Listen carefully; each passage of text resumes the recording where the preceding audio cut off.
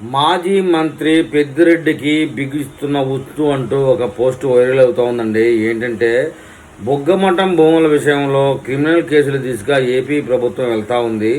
పెద్దిరెడ్డి 36 ఎకరాల అటవీ భూమిని ఆక్రమించారని తేల్చిన త్రిసభ్య కమిటీ తేల్చేసింది. కానీ పెద్దిరెడ్డి అరెస్టు లాంటివి ఏమైనా జరగాలంటే 10 సంవత్సరాలు పడుతుందండి. అందువల్ల ఊగిసిన బిచ్చు ఇవన్నీ ఏం ఉపయోగం లేదు. కూటమి ప్రభుత్వంలో అంతా స్లో. ఇంకా ఆయనకి ఏజ్ కూడా బాగా అయింది. ఇంకొక 10 ఏళ్ళ వరకు ఆయన అరెస్ట్ చేయరు. అందువల్ల ఆయన భయపడాల్సిన అవసరం ఏం లేదు.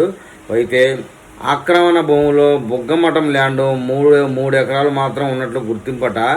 అటవీ చట్టాల ప్రకారం చర్యలు తీసుకోవాలని డిప్యూటీ సీఎం పవన్ కళ్యాణ్ ఆదేశం చేశారు. ఏది ఏమైనా పెద్దిరెడ్డిని టచ్ చేయాలంటే 10-15 ఏళ్ళు పడుతుందండి. పవర్లో ఉన్నా లేకపోయినా పెద్దిరెడ్డి కూటమి ప్రభుత్వమే. అదే వైసీపీ పాలనలో ఏంటంటే ఈ పార్టీకి భుజాన్ని తీసుకెళ్ళి లాకప్లు వేసేవాళ్ళు ఈ యొక్క కూటమి ప్రభుత్వం. కాబట్టి పెద్దిరెడ్డి గారు ఏమనుకున్నారంటే మనసులో, మనం ఇన్ని ఆక్రమణలు చేసినా మనల్ని అరెస్ట్ చేసేటప్పటికి 10-15 ఏళ్ళు అవుతుంది. ఇప్పటికే మన వయసు సుమారు, ఇంకా అంతకు మించి ఏమీ లేదు. ఆ తర్వాత పీకేది ఏమీ లేదు. రాజశేఖర రెడ్డి గారు ఇన్ని అక్రమాలు చేసినా ఆయన పోయిన తర్వాత చేసింది ఏముంది అనే ధైర్యంతో ఉన్నాడండి. ఏది ఏమైనా మాజీ మంత్రికి మన చంద్రబాబు నాయుడు ఉచ్చు బిగిస్తూనే ఉంటారు. అది తెగేది కాదు, కర్ర ఎరగదు, పాము తాగదు.